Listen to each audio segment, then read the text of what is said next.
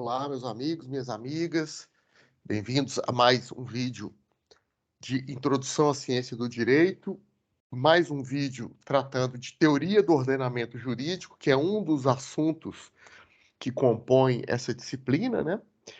E a gente já havia falado, a gente já havia começado, né, a falar sobre a teoria do ordenamento jurídico, numa primeira parte, que é dividida em 2 vídeos, né? E agora a gente fala da segunda parte, né, nesse que é o terceiro vídeo sobre o assunto, né? Parece um pouco confuso, né? Se é a segunda parte, por que é o terceiro vídeo? Mas é porque a primeira parte está dividida em 2 vídeos. E assim, essas gravações estão sendo nomeadas muito em razão dos resumos que foram disponibilizados. A gente tem uma primeira parte de um resumo e a segunda parte. Essa primeira parte deu ensejo a 2 vídeos, e agora a gente está entrando na segunda parte do resumo dessa matéria. Por isso, então, essas nomenclaturas, e acho que vale esse esclarecimento. E uma vez feito, né, vamos para a matéria. Beleza. Aqui nessa gravação, nessa segunda parte, a gente vai comentar sobre a eficácia, a retroatividade e tudo com relação às normas jurídicas e até mesmo como devemos encarar eventuais normas jurídicas inválidas? Como que a teoria do ordenamento jurídico trabalha com essa ideia, que, muito embora indesejável, pode faticamente acontecer. Não é esperado, mas, né, como todo mundo está sujeito a erros, o legislador também está sujeito a erros, ele pode acabar criando uma norma jurídica inválida, e a gente vai comentar mais à frente como lidar com isso. Inicialmente, vamos esclarecer essas noções de eficácia e até diferenciá-la da ideia de vigência. São noções diferentes, embora tenham alguns pontos parecidos, embora alguém possa acabar fazendo uma confusão entre uma noção e outra, mas são ideias diferentes. Quando a gente fala de vigência, a gente está verificando se a norma jurídica colocada no presente já iniciou sua validade, digamos dessa forma. Se ela e a vigência a gente viu nos vídeos anteriores que está atrelada à criação da norma e à sua publicação. Ela é publicada, ela começa a vigorar a partir daquela data ou na data estipulada nos seus termos, né? Às vezes uma norma jurídica prevê início de vigência para dali tantos dias, tantos anos. Tal. Eficácia é uma outra história. Eficácia é uma análise da eventual incidência da norma. E aí a gente percebe que a norma pode ter, ainda que teoricamente falando, né, aí nós vamos examinar daqui a pouco se o direito brasileiro admite isso, mas é possível, caso o ordenamento jurídico de um país assim permita, que uma norma tenha eficácia retroativa.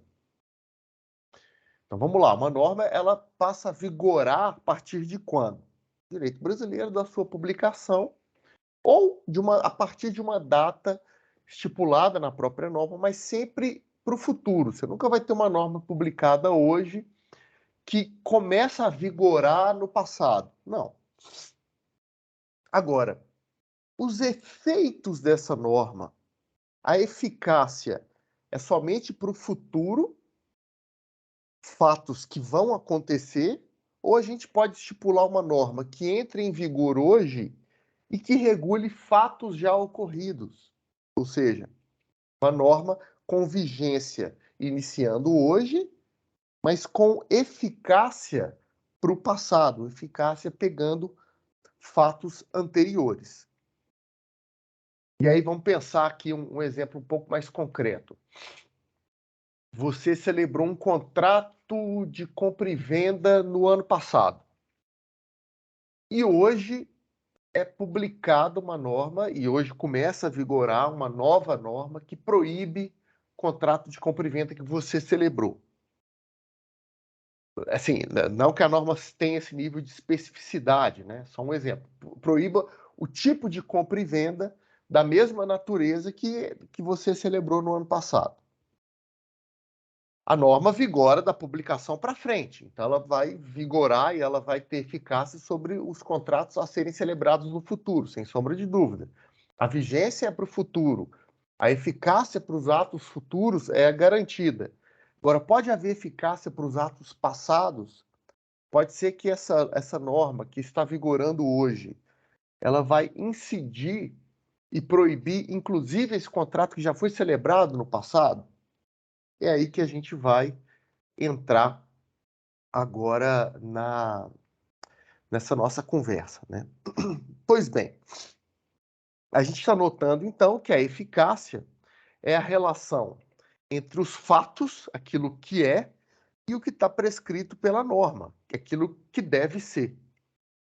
Quer dizer, o mundo do dever ser vai incidir sobre o ser, tanto modificando esses fatos ou reprimindo esses fatos.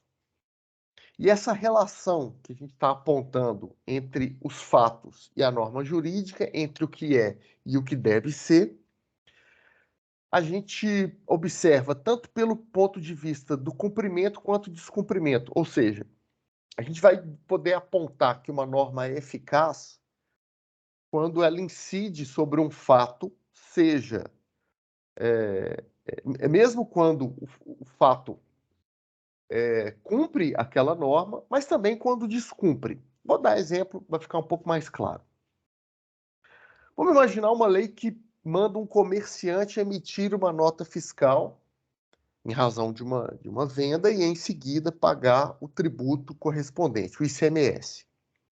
Feita a venda, o comerciante, então, diante da norma que a gente está analisando, emite a nota fiscal, paga o imposto, vimos que a norma foi efetivamente cumprida. Essa norma está tendo eficácia? Claro, tanto está tendo que o comerciante, inclusive, a cumpriu. Vejamos uma norma com plena eficácia. Mas e se a situação fosse contrária? A norma manda o comerciante emitir a nota fiscal e pagar ICMS quando ele vende o seu produto, mas o comerciante específico não emite uma nota fiscal e não paga o imposto, apesar de ter feito a venda. Quer dizer, o comerciante, então, não está cumprindo aquela norma que está vigorando. Podemos dizer que essa norma continua sendo eficaz? Sim, porque não é em razão do descumprimento dela, nós vamos dizer que ela perdeu eficácia. Não é o destinatário da norma que diz, que decide se uma norma é eficaz ou não. É o ordenamento jurídico que estabelece a eficácia. É o conjunto de regras do ordenamento jurídico, inclusive aquelas que vão descrever como que normas têm que ser criadas, que vão estipular, então, se uma norma validamente criada é eficaz ou não. É do ordenamento jurídico que ela retira a sua eficácia. Ah, mas, professor, se o comerciante destinatário da norma não a cumpre, não tem medo de descumprir a norma, aí ela não está sendo eficiente. Aí é uma outra história. Se a norma é eficiente, se a norma é suficiente, se a existência da norma basta para que as pessoas tenham o comportamento que a lei espera, isso é uma outra discussão. A nossa análise aqui na teoria do ordenamento jurídico é uma análise teórica de eficácia. Percebem que a eficácia aqui analisada é muito no campo de verificar se a norma tem que ser cumprida ou não. E voltando ao exemplo aqui do comerciante, agora nesse segundo exemplo, que apesar do que diz a lei, não emitiu a nota fiscal, não pagou o ICMS, ainda assim diremos que essa norma é eficaz porque, apesar de descumprida, ela é de cumprimento obrigatório. Tanto que esse comerciante vai acabar sendo autuado, vai ter que pagar uma multa e vai ter que pagar o ICMS do mesmo jeito. Quando a fiscalização tributária, né, chegar lá no estabelecimento dele, ele vai ser obrigado a emitir a nota, vai ser obrigado a pagar o imposto com encargos de inadimplência, tudo de maneira compulsória. Então é aí que a gente percebe a eficácia e, repito, insisto, não confundam a eficácia com eficiência, não confundam a eficácia com suficiência. A análise aqui é teórica e não fática. Se a norma está sendo cumprida, a gente enxerga com muita facilidade a sua eficácia. Mas mesmo quando ela não é cumprida, a gente pode falar que ela é eficaz. E se ela é eficaz, se a nossa análise leva à conclusão de que aquela norma é eficaz, e essa análise vai passar pela verificação da circunstância de ter aquela lei passado pelo processo adequado para a sua criação, se ela foi validamente criada, se ela respeita os limites do ordenamento jurídico, principalmente os limites constitucionais, então ela é eficaz. Se não está sendo cumprida, tem que ser. E aí o poder público vai exigir o cumprimento forçado, inclusive. Beleza? Então a análise da eficácia, ela vale muito mais para quem está na dúvida se deve cumprir uma norma ou não, e ao concluir que a norma é eficaz, a conclusão é de que o cumprimento é obrigatório, do que uma análise se aquela norma valeu a pena ou não. Essa análise, esse estudo, poxa, essa norma está surtindo efeito, não é um estudo de eficácia, percebe? É um estudo de eficiência, é um estudo de cumprimento de objetivos, um estudo que, inclusive, está fora da análise da teoria do ordenamento jurídico. É um estudo muito mais de sociologia do direito, de filosofia do direito. Muito bem. Então a gente chega à verificação que normas não eficazes, normas que não têm eficácia, são aquelas que não cumpriram o procedimento para sua criação, mas há que se ressaltar que ainda há um outro tipo de norma que não tem eficácia, apesar de ter passado por todo o procedimento regular de sua criação. Me refiro agora daquelas normas que não são autoaplicáveis, aquelas normas que dependem de regulamentação, dependem de complementação. A própria Constituição traz algumas normas nesse sentido. A própria Constituição traz algumas normas nesse sentido. Quando a gente percebe no texto constitucional algumas regras que a Constituição deixa claro que ainda dependem de uma complementação, de uma regulamentação para serem aplicadas. Então, a gente tem ali uma norma em vigor, porém ainda não eficaz, porque a complementação ou regulamentação da qual sua eficácia depende ainda ocorrerá. Eu dei o exemplo de normas constitucionais, mas isso pode acontecer também com normas infraconstitucionais, e até bastante comum. Algum preceito legal trazer a informação de que a perfeita aplicação daquilo depende de uma regulamentação pelo Poder Executivo, por exemplo.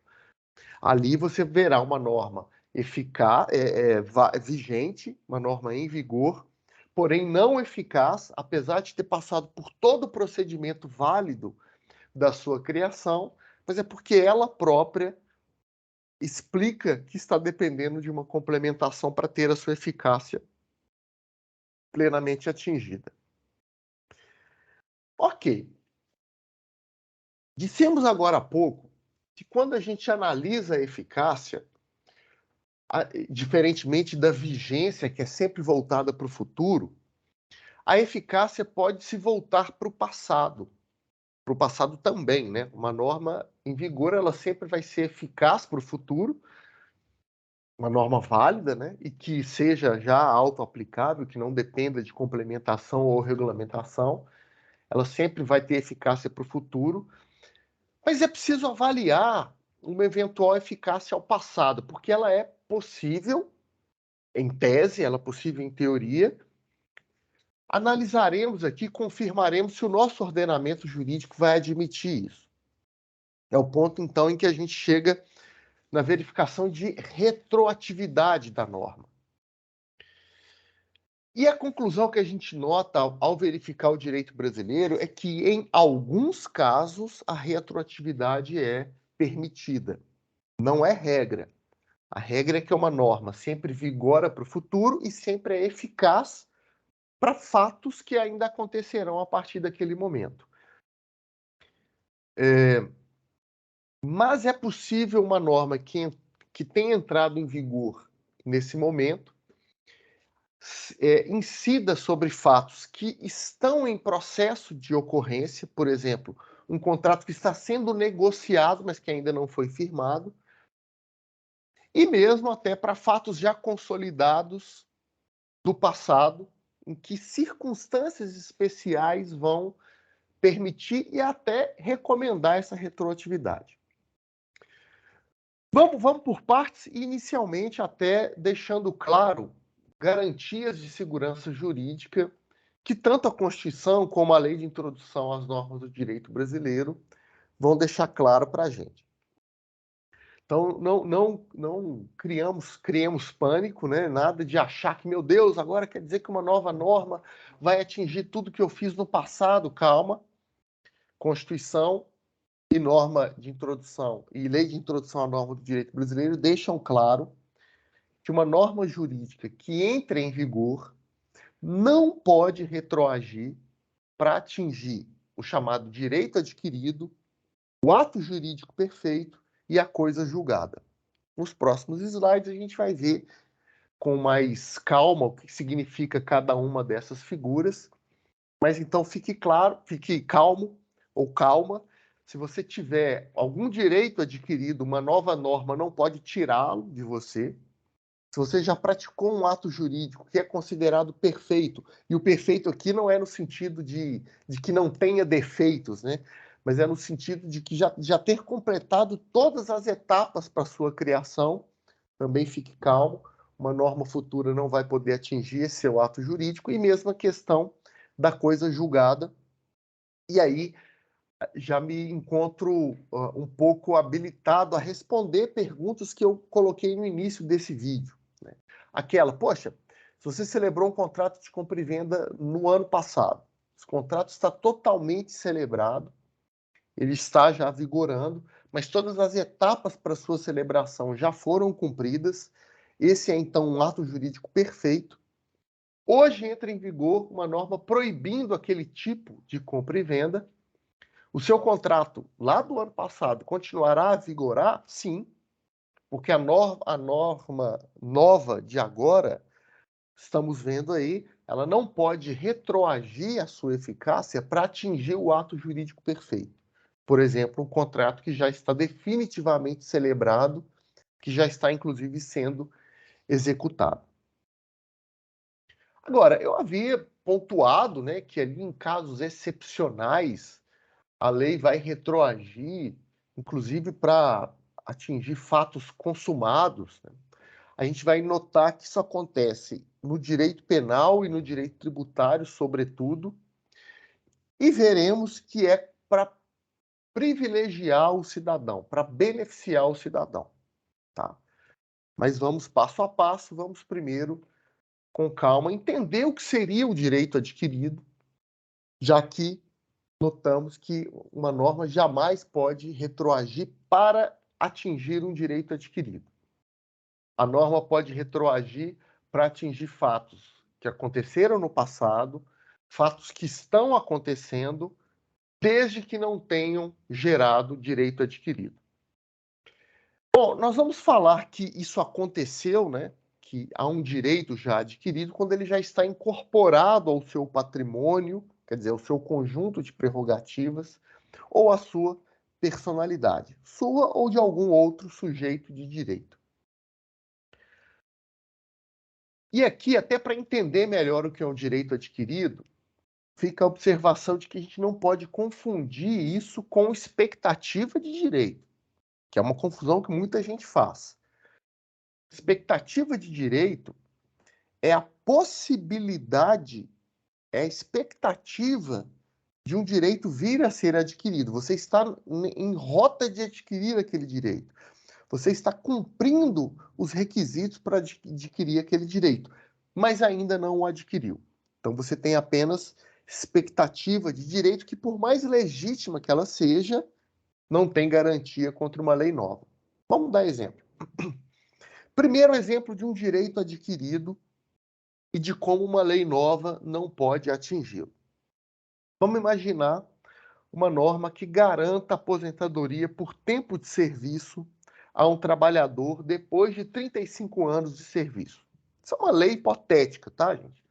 Não estou entrando aqui no direito previdenciário, não. É apenas uma hipótese. Aí o cidadão trabalha 36 anos e ainda não se aposentou. Requerendo ou não a aposentadoria, perceba, ele já tem direito adquirido de se aposentar. Ele ainda não exerceu esse direito, mas ele já tem o chamado direito adquirido. Porque os requisitos para aposentadoria já foram cumpridos por ele.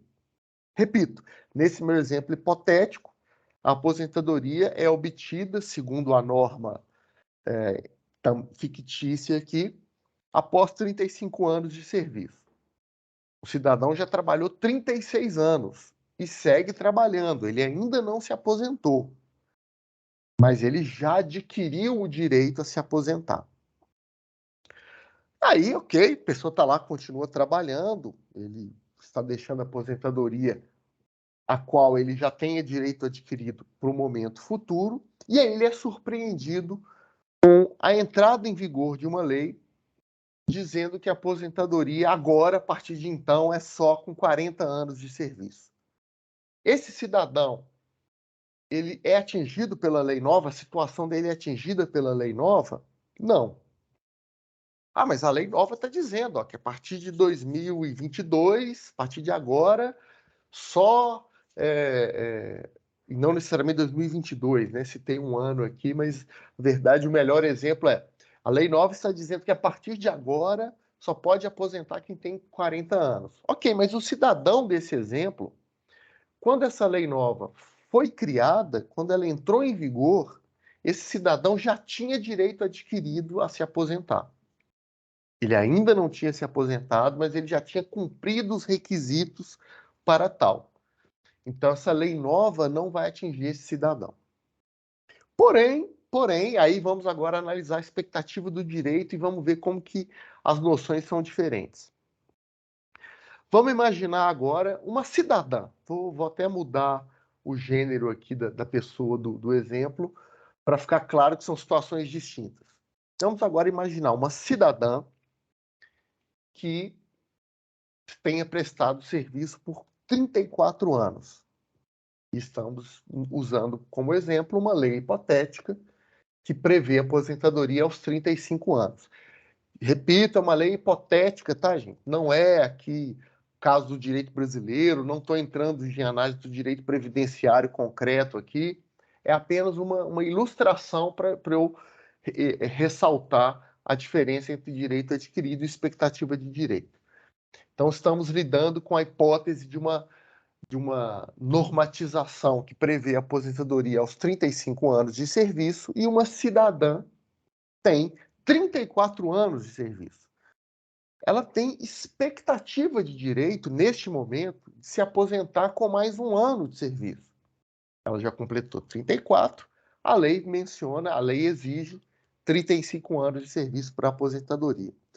Só que nesse último ano aqui, quando essa cidadã tem 34 anos de serviço e alguns meses, entra em vigor a nova lei, hipotética também, fictícia também, dizendo que agora a aposentadoria requer 40 anos de serviço efetivo. Essa nova lei, que no exemplo anterior não atingiu o cidadão fictício, porque ele já tinha direito adquirido, atingirá essa cidadã hipotética? Sim, no caso dela, sim. Ah, mas por que o cidadão tinha direito adquirido e a cidadã aqui desse exemplo não tem? A cidadã ela tem aqui nessa ilustração uma mera expectativa de direito. E a diferença básica da situação dela para o outro exemplo é que ela não tinha completado ainda todas as exigências da lei para exercer o direito em questão. A lei que vigorava exigia 35 anos de serviço, coisa que o cidadão já tinha completado, mas a cidadã do exemplo não. O cidadão já tinha direito adquirido, a cidadã tinha uma expectativa de direito. Ela caminhava para cumprir todas as exigências para aquisição daquele direito, mas ainda faltava um pouco. Se entra em vigor uma nova lei, mudando as regras, essa lei terá eficácia sobre essa cidadã hipotética do exemplo, porque ela ainda não tinha um direito adquirido. Então, ela que tinha uma expectativa de se aposentar para logo dali a pouco, ao entrar a lei nova, deste meu exemplo,